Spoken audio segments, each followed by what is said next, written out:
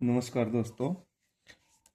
HCS की series में ये हमारी छठा चैप्टर है, छठी वीडियो है, जिसमें हम आज भाग 2 के बारे में डिस्कस करेंगे, जो कि नागरिकता के बारे में है।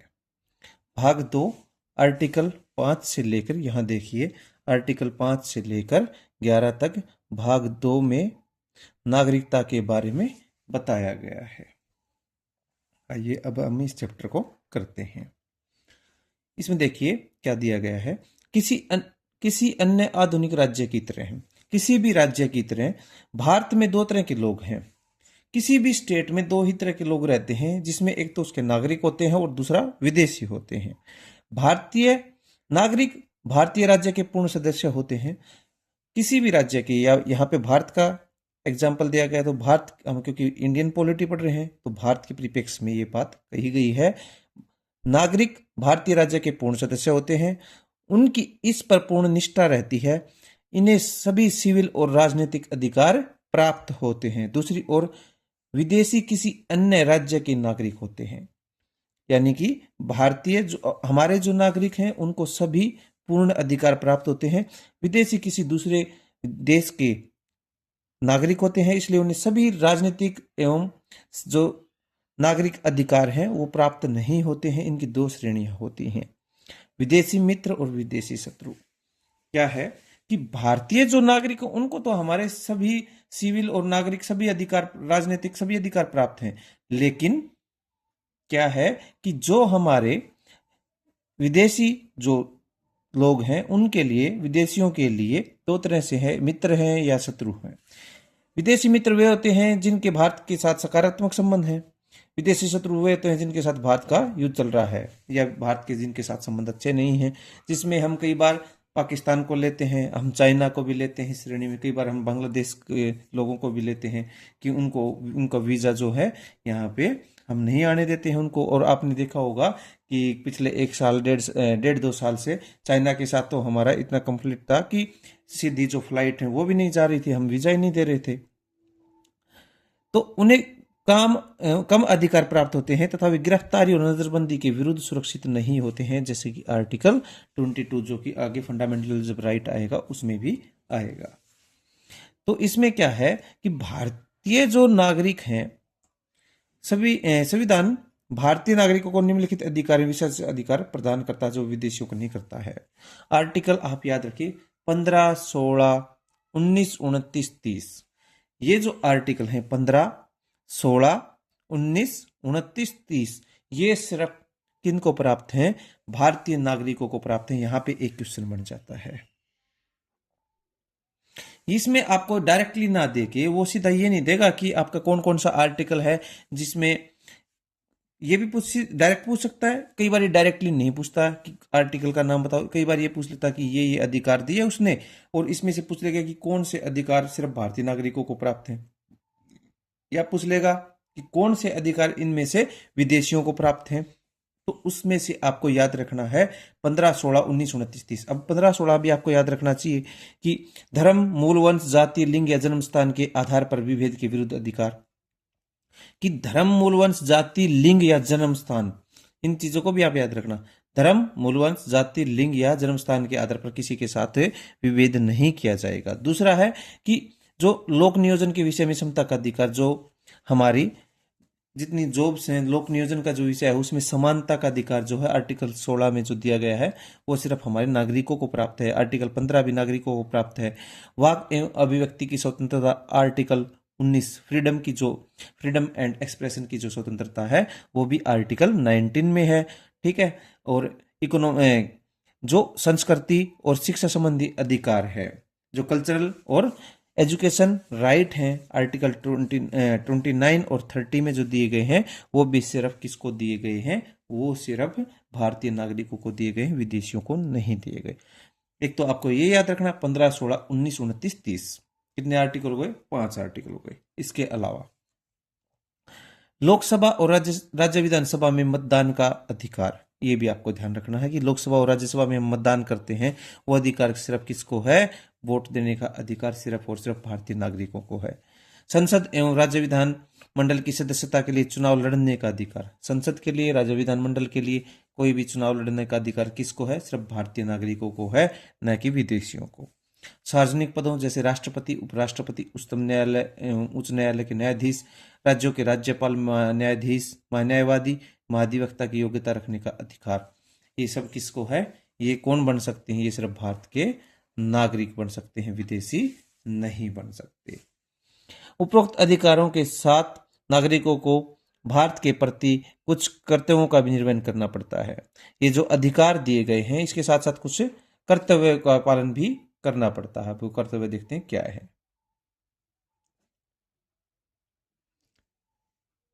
उदाहरण के लिए कर भुगतान करना। भाई कोई भी देश में कोई भी नागरिक है, अगर वो इसकी इनकम के अनुसार कर जो टैक्स लगाया गया है उन सबको कर का भुगतान करना चाहिए, जहां भी गवर्नमेंट कर लगाती है। राष्ट्रीय ध्वज का एवं राष्ट्रीय गान का सम्मान करना, देश की रक्षा करना, ये सभी जो नागरिकों के हैं ये कर्तव्य होने चाहिए। भारत में नागरिक जन्म से या प्राकृतिक रूप से राष्ट्रपति बनने की योग्यता रखते हैं, जबकि अमेरिका में केवल जन्म से ही नागरिक ही राष्ट्रपति बन सकते हैं। अब ये यहाँ पे क्वेश्चन बन जाता है।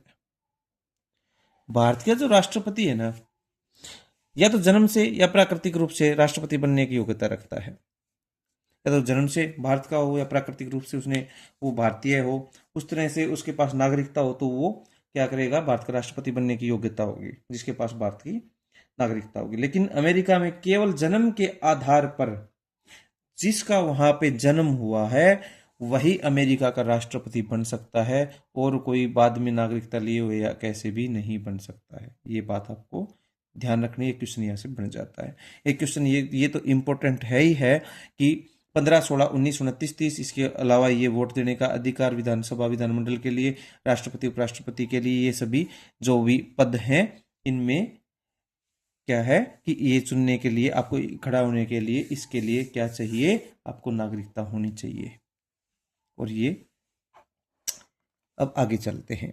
संवैधानिक उपबंध। संवैधानिक उपबंध में क्या है कि आर्टिकल 5 से लेकर आर्टिकल 11 तक भाग 2 में इसके बारे में उपबंध किया गया है कि कौन कौन भारत के नागरिक होंगे, कौन कौन भारत के नागरिक नहीं होंगे। इसके लिए क्या था कि संविधान सभा के जो सदस्य थे उन्होंने नागरिकता के विषय में ज्यादा कुछ नहीं किया। उन्होंने इसका ये संसद के ऊपर छोड़ दिया कि संसद इसमें कानून बनाकर, संशोधन के द्वारा या कानून अपने अनुसार बना के इसमें कौन नागरिक है कौन नागरिक नहीं है इसमें विभेद कर सकती है, नागरिकता के ऊपर कानून बना सकती है। अभी भी हमारे नागरिकता के ऊपर इतने ज्यादा कानून नहीं बने हैं।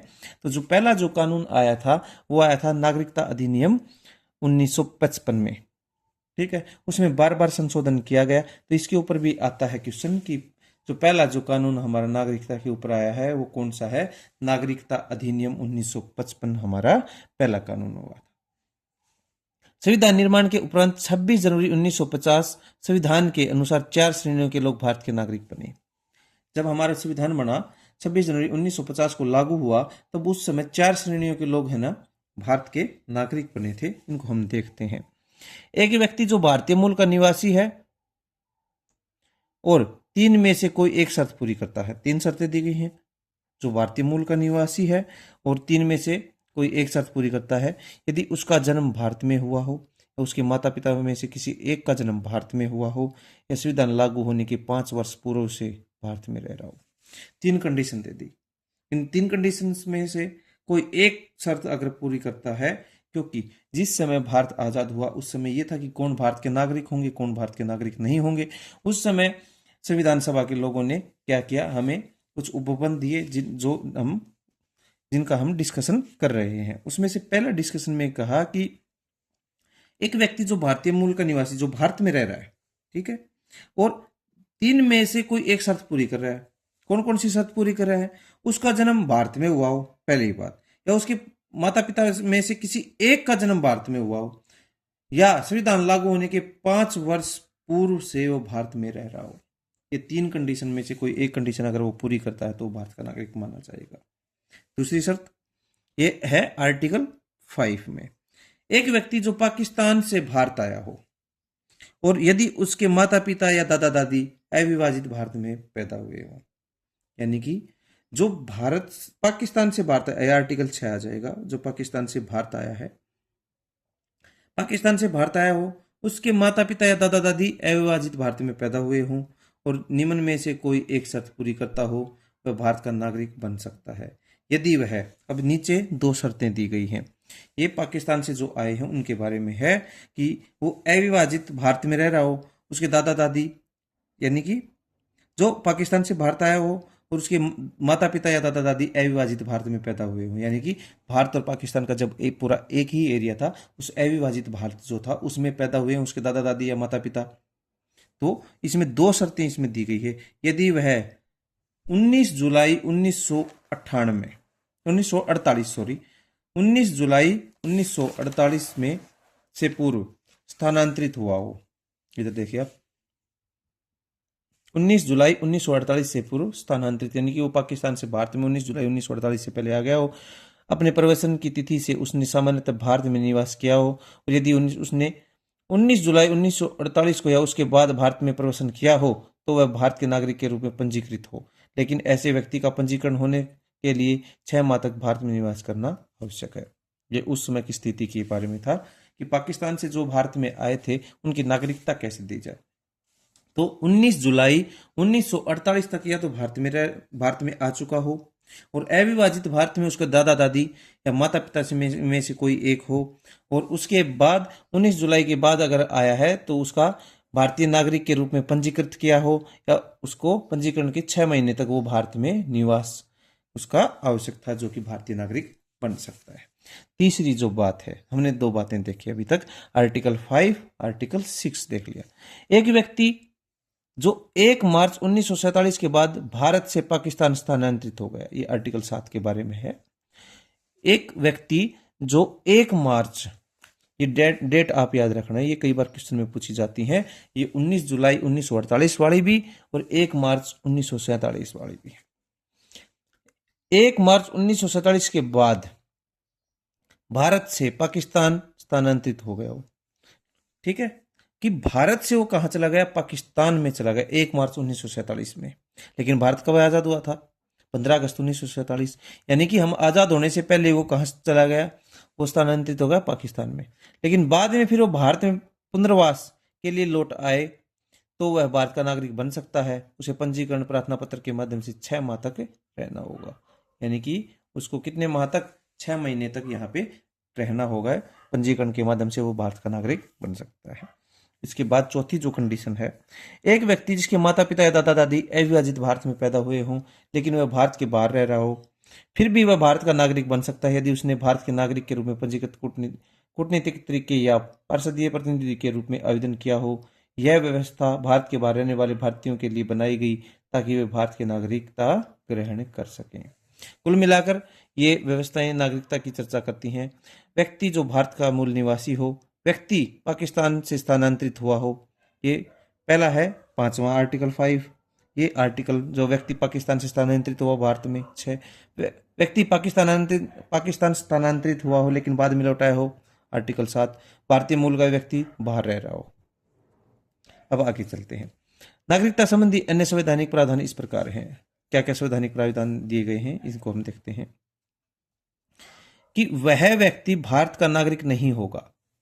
अब भारत का नागरिक कौन नहीं होगा, ये देखो, भारत का नागरिक नहीं होगा या भारत का नागरिक नहीं माना जाएगा जो स्वेच्छा से किसी अन्य देश की नागरिकता ग्रहण कर ले। ये क्वेश्चन बनता है इधर बाई इन पॉइंट में से एक तो उधर से क्वेश्चन बन जाएगा, एक 15, 16, 19, 29, 30 में से बन जाएगा, एक उसमें से, एक इसमें से, एक क्या है कि जो नागरिकता अधिनियम है कब पारित हुआ, 1955 में, जो पहला नागरिकता अधिनियम था ये 1955 में आया था। दो मैंने आपको ये डेट बता दी है, 19 जुलाई 1948 और 1 मार्च 1947 वाली जो आर्टिकल 6 और 7 की है, इनको भी आप याद रखना। चाहे आप HCS दे रहे हैं, UPSC दे रहे हैं, या कोई भी आप PCS दे रहे हैं, सब में, या फिर आप नेट भी दे रहे हैं या पॉलिटिकल साइंस का कहीं भी आप कोई क्वेश्चन आता है तो इससे बाहर नहीं आएगा। नागरिकता संबंधी अन्य प्रावधान क्या है कि एक तो मैंने आपको बता ही दिया कि वह व्यक्ति भारत का नागरिक नहीं माना जाएगा। कौन नहीं माना जाएगा, जो स्वेच्छा से किसी अन्य देश की नागरिकता ग्रहण कर लेता है। प्रत्येक व्यक्ति जो भारत का नागरिक है या समझा जाता है वह ऐसा नागरिक बना रह सकता है यदि संसद इस प्रकार के किसी विधान का निर्माण करे। यानी कि संसद के ऊपर है नागरिकता का कि संसद किसी की भी नागरिकता छीन भी सकता है, दे भी सकता है। संसद को यह अधिकार है कि वह नागरिकता के अर्जन और समाप्ति के तथा नागरिकता से संबंधित अन्य के सभी विषयों के संबंध में विधि बना सकती है।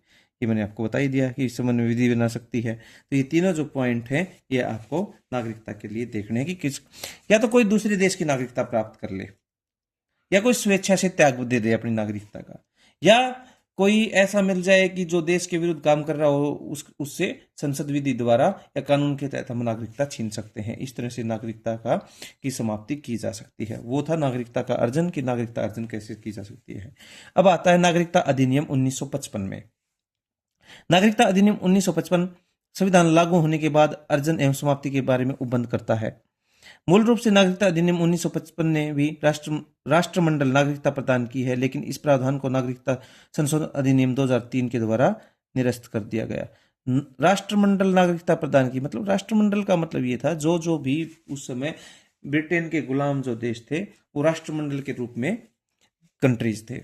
तो हमने जो ये राष्ट्रमंडल देशों के लिए नागरिकता का प्रावधान था, इस चीज को हटा के हमने फिर 2003 में इसको निरस्त कर दिया, संशोधन कर दिया।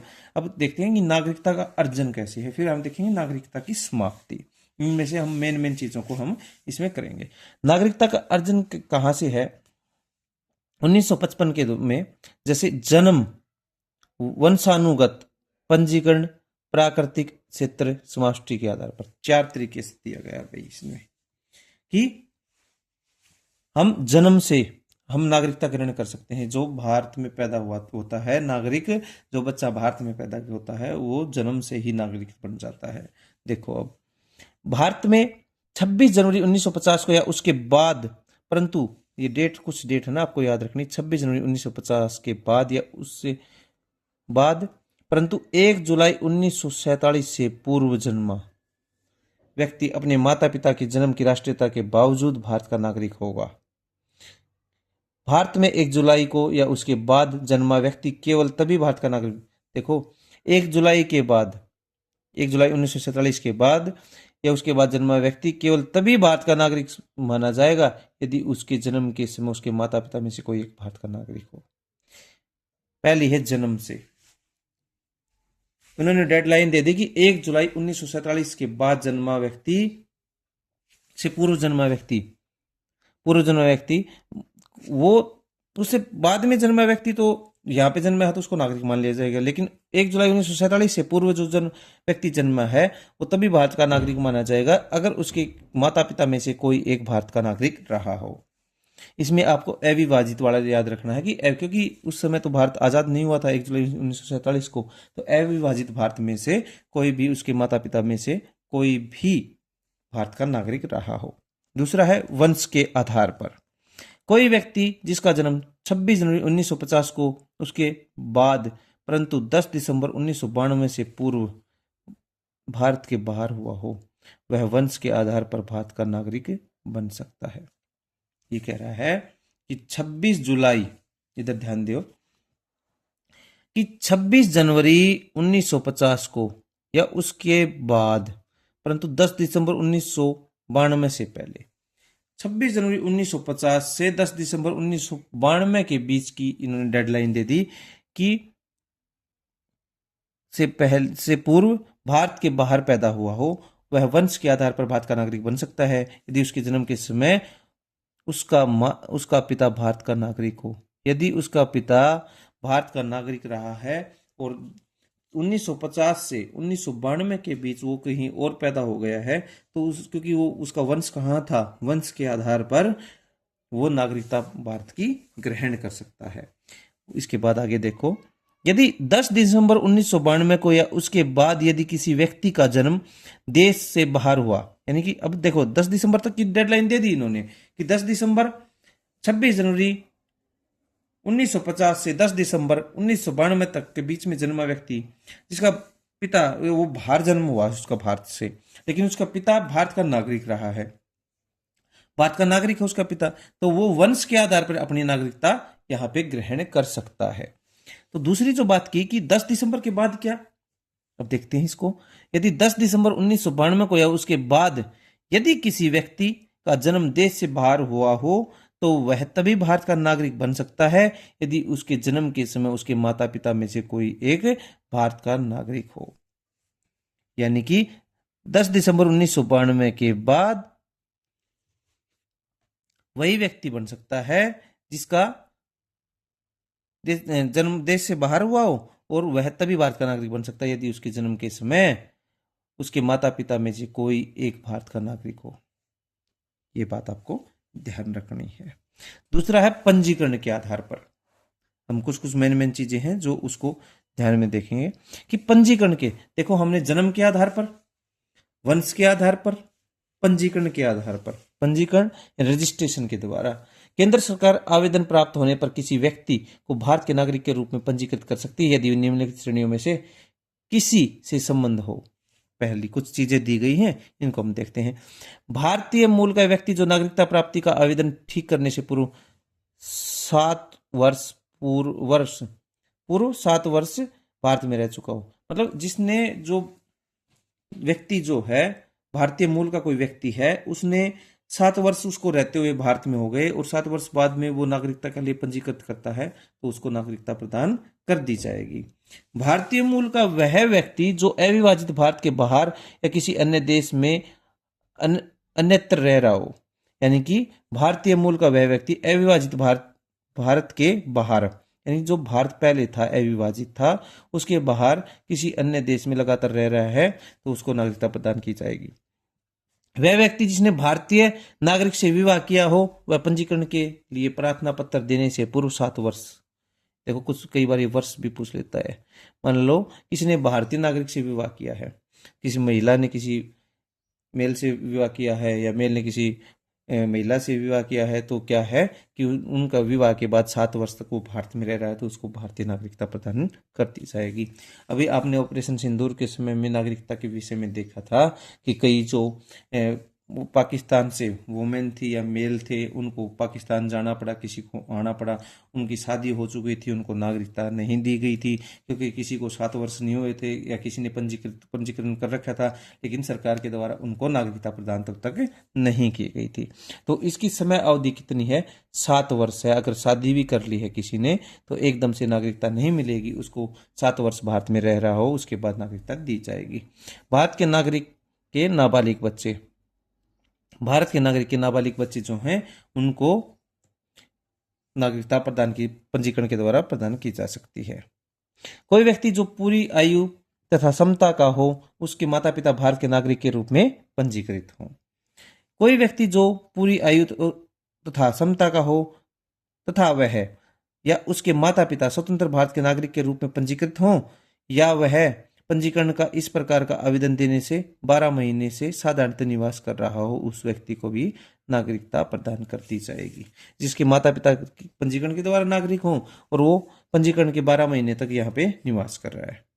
कोई व्यक्ति जो पूरी आयु अथवा क्षमता का हो वह समुद्र पार किसी देश के नागरिक के रूप में 5 वर्ष से पंजीकृत हो था, वह पंजीकरण का इस प्रकार का आवेदन देने से 12 महीने से साधारणतः निवास कर रहा हो। एक व्यक्ति जन्म से भारतीय मूल का माना जाएगा यदि वह उसके माता पिता में से कोई भारतीय मूल का नागरिक, अभी ये बात आती है क्वेश्चन आता है कि भारतीय मूल का नागरिक कौन माना जाएगा? यदि वह या उसके माता पिता में से कोई अविभाजित भारत में पैदा हुआ हो, अविभाजित भारत में जो पैदा हुआ हो, 15 अगस्त 1947 के बाद भारत का अंग बनने वाले किसी भू क्षेत्र में निवास कर रहा हो। अच्छा, प्राकृतिक रूप से अब आता है चौथा, प्राकृतिक रूप से। केंद्र सरकार आवेदन प्राप्त होने से किसी व्यक्ति को प्राकृतिक रूप से नागरिक प्रमाण पत्र कर सकती है यदि वह व्यक्ति निम्नलिखित योग्यताएं प्रदान, उसके पास योग्यताएं हों। क्या है? ऐसे देश से संबंधित नहीं हो जहां भारतीय नागरिक प्राकृतिक रूप से नागरिक नहीं माने जा सकते। कुछ कंडीशन बनाई गई है कि ऐसे देश से संबंधित नहीं होना चाहिए कि जो जहां भारतीय नागरिक प्राकृतिक रूप से नागरिक नहीं बन सकते हैं। कोई दुश्मन देश से हो या और किसी देश से अपना कुछ लफड़ा चल रहा है तो उधर से नहीं माने जाएंगे प्राकृतिक रूप से। यदि वह किसी अन्य देश का नागरिक हो वह भारतीय नागरिकता के लिए आवेदन की स्वीकृति पर उस देश की नागरिकता को त्याग देगा। यानी कि प्राकृतिक रूप से, यानी कि कोई दूसरे देश का नागरिक है लेकिन वो भारतीय जो नागरिकता है उसकी स्वीकृति मिलने पर अगर दूसरे देश की नागरिकता त्याग देगा तो वह भारत का नागरिक प्राकृतिक रूप से हो जाएगा। यदि वह भारत में रह रहा हो भारत सरकार की सेवा में हो या इसमें में से थोड़ा कोई एक और थोड़ा कोई अन्य हो तो उसे नागरिकता संबंधी आवेदन देने से कम 12 महीने पूर्व भारत में रहना होना चाहिए। तो ये प्राकृतिक रूप से जो नागरिकता हो उसके विषय में ये कुछ पॉइंट हैं, इनको आप पढ़ लेना। इसमें क्वेश्चन यही आता है कि किस किस रूप से अर्जित की जा सकती है, जन्म के रूप में, वंश के आधार पर और पंजीकरण के द्वारा। पंजीकरण में कई बार पूछ लेता कितने वर्ष तक, जैसे शादी का जो मैंने आपको बताया है, इसमें ये पॉइंट आ जाता है कि शादी करने के बाद कितने महीने कितने साल तक रहना पड़ता है, तो 7 वर्ष तक रहना पड़ता है। क्षेत्र समावेशी यानी कि भारत किसी क्षेत्र को ले लेगा और उस देश के जो नागरिक हैं वो स्वतः अपने नागरिक बन जाएंगे। असम समझौते से आजादी व्यक्तियों के लिए जो असम 1985 में असम समझौता हुआ था, उसमें जो असम के नागरिक थे उनको भारतीय नागरिकता मिल गई थी। इस विषय में है ये। अच्छा, फिर आता है नागरिकता की समाप्ति। नागरिकता की समाप्ति का भी एक क्वेश्चन बनता है, या तो वो स्वेच्छा से त्याग कर दे या बर्खास्त, सरकार उसको बर्खास्त कर दे, यानी कि किसी भी दुश्मन देश का साथ दे रहा है, कोई गलत एक्टिविटी में वो लगा हुआ है, वंचित के द्वारा, ठीक है, किसी ने फर्जी तरीके से नागरिकता ले ली है या इस तरीके से कोई गलत तरीके से नागरिकता ली है, तो उसको वंचित किया जा सकता है। तो इसमें एक चीज और आती है, ड्यूल जो दोहरी नागरिकता का जो प्रोसेस है उसके बारे में, कि भारतीय संविधान एकल नागरिकता है, सिंगल सिटीजनशिप है भारतीय संविधान में। ड्यूल जो सिटीजनशिप है उसका कॉन्सेप्ट नहीं है। अगर कोई भारतीय नागरिक किसी विदेशी यानी कि किसी देश की नागरिकता को अगर ग्रहण करता है, ये एकल नागरिकता वाला जो कॉन्सेप्ट है ये मैं आपको बता रहा हूं, कि अगर कोई हमारा नागरिक किसी दूसरे देश की नागरिकता को ग्रहण करता है तो स्वतः ही हमारे देश की नागरिकता उसकी समाप्त हो जाएगी, क्योंकि हमारा देश सिर्फ सिंगल नागरिकता देता है। सिंगल सिटीजनशिप वाला कॉन्सेप्ट हमारे देश में लागू हुआ है।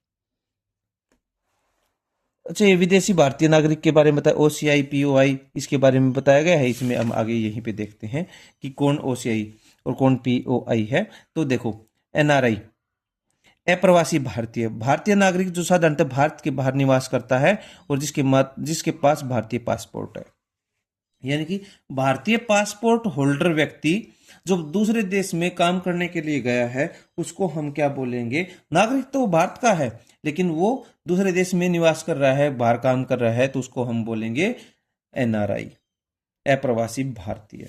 दूसरा आता है PIO भारतीय मूल के व्यक्ति। PIO कौन है, भारतीय मूल के व्यक्ति। अप्रवासी मतलब जो भारत में प्रवास नहीं कर रहा है, बाहर प्रवास कर रहा है, वो NRI हो गया। और भारतीय मूल के व्यक्ति हैं PIO। एक व्यक्ति जो अथवा जिसका कोई पूर्वज भारतीय नागरिक और वर्तमान में अन्य देश की नागरिकता राष्ट्रीयता धारण करती है जिसका वह विदेशी पासपोर्ट धारक है, यानी कि जो जिसके पूर्वज तो भारतीय नागरिक हैं लेकिन वो वर्तमान में किसी दूसरे देश की नागरिकता जिसने ग्रहण कर रखी है, वो क्या है, PIO। अच्छा, अब आता है OCI के बारे में। OCI के बारे में हम देखें, एक व्यक्ति जो भारतीय नागरिक OCI कार्ड होल्डर हो, भारतीय नागरिक अधिनियम 1955 के अंतर्गत क्या बताते हैं कि विदेशी भारतीय नागरिक, जो विदेशों में जो भारतीय नागरिक हैं वो उसके बारे में बताया गया है कि विदेशी भारतीय नागरिक कौन है, OCI कि जो संविधान लागू होने के समय 26/1/1950 को या उसके बाद भारतीय नागरिक था, अथवा जो 26/1/1950 को भारत का नागरिक बनने के लिए अहल था, यानी कि जो 26 जनवरी 1950 को या तो भारतीय नागरिक बन सकता था, उस अहल था, यानी कि उसके पास वो योग्यताएं थी कि वो भारतीय नागरिक बन सके, या जो 26 जनवरी 1950 को या उसके बाद भारतीय नागरिक था वह उस भूभाग का निवासी था जो 15 अगस्त 1947 को भारत का अंग बना, यानी कि जो विभाजन के बाद जो भारत का जो भूभाग था उस जो अंग बना भारत का, उसका निवासी था, या जो ऐसे किसी भारतीय नागरिक पुत्र पुत्री हैं जो ऊपर लिखित व्यक्तियों की नाबालिग संतान है। इन जो ये पुत्र पुत्री और जो ये माँ बाप किसी के दादा परदादा उनकी जो नाबालिग संतान है, जो नाबालिग बच्चा है जिसके माता पिता भारत के नागरिक है अथवा दोनों में से एक भारत का नागरिक है, अथवा भारत के नागरिक की विदेश मूल की पत्नी अथवा विदेशी भारतीय नागरिक कार्ड होल्डर का विदेशी मूल का पति पत्नी जिसका नागरिक 1955 के अंतर्गत पंजीकरण हुआ हो, वह विवाह आवेदन की प्रस्तुति के तुरंत पहले से लगातार कम से कम कितने वर्ष वर्ष तक चलता हो। इसमें वर्ष नहीं बताया, कम से कम कितने वर्ष भाई, वर्ष नहीं बता रखे इसमें। तो ये हमारे ओसीआई के बारे में था। ठीक है, कि कौन कौन से कार्ड होल्डर हैं। इसके बाद हम देखते हैं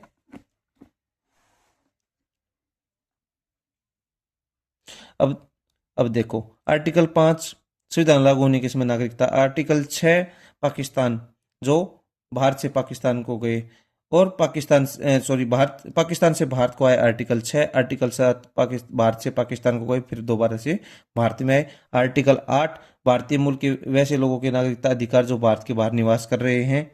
आर्टिकल 9 जो व्यक्ति स्वेच्छा से विदेशी राज्यों की नागरिकता प्राप्त करते हैं।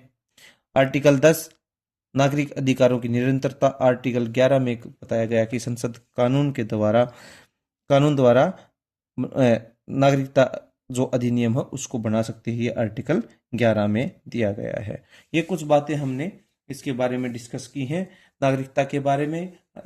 ये भाग 2 में आर्टिकल 5 से 11 के बारे में है। जितने भी मैंने आपको क्वेश्चन बताए हैं इनमें से 3 या 4 ये क्वेश्चन बनते हैं, इनमें से कोई ना कोई क्वेश्चन आपको आ जाएगा। अगर आपको वीडियो अच्छी लगती है तो इसको शेयर सब्सक्राइब करें, लाइक करें। अगर नहीं लगती है तो भी पढ़ें आपके, क्योंकि आपका क्वेश्चन इसी में से आना है, बुक से ही आना है। आप लगातार कितना भी स्लाइडों से पढ़े हुए आपका टाइम ही वेस्ट होना है। तो धन्यवाद फॉर वॉचिंग दिस वीडियो।